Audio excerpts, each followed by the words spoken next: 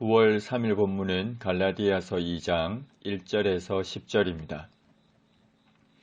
바울은 회심한 이후에 총 5번에 걸쳐 예루살렘을 방문합니다.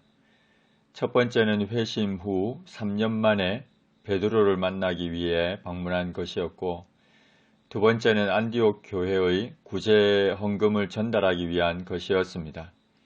세 번째는 예루살렘 총회에 참석하기 위해, 그리고 네 번째는 2차 전도 여행 후에, 마지막으로 5번째는 3차 전도 여행 후입니다. 오늘 본문에 나오는 14년 후에 예루살렘을 방문한 것은 이 중에 세 번째 예루살렘 총회를 의미합니다. 예루살렘 총회는 AD 49년에 있었습니다. 예루살렘 총회에 참석할 때 바울은 바나바와 함께 디도를 데리고 갔습니다.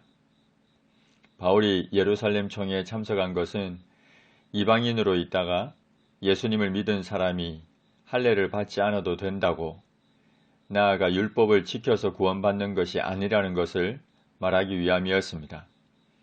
그래서 이방인에게 복음을 전했던 1차 전도 여행, 그때 함께했던 바나바를 데리고 갔고, 헬라인이었던 디도, 곧 이방인으로 있다가 예수님을 믿은 디도를 함께 데리고 간 것이었습니다. 디도는 할례를 행하지 않았습니다.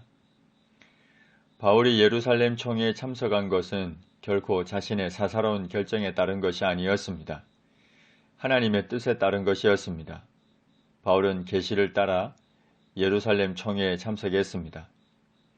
이렇게 참석한 이유는 바울이 이방 가운데에서 전파하는 복음을 그들에게 총회 석상에서 공적으로 제시하기 위함이었고, 또 한편으로는 예루살렘 교회의 지도자들을 따로 불러서 사적인 자리에서 자세히 설명하기 위함이었습니다.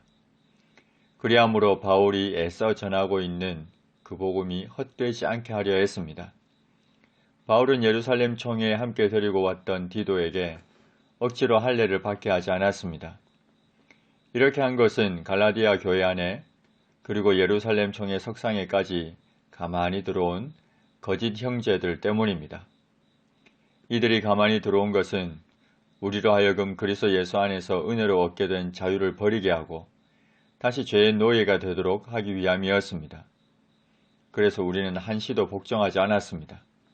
왜냐하면 복음의 진리가 항상 갈라디아 교인들 가운데 있게 하기 위함이었습니다. 예루살렘 교회의 지도자들조차도 바울에게 의무를 더하여 준 것이 없습니다. 할례를 받게 하라든지 율법을 지켜야 한다든지 이런 의무를 더하여 준 것이 없습니다. 바울이 전한 복음을 인정했습니다.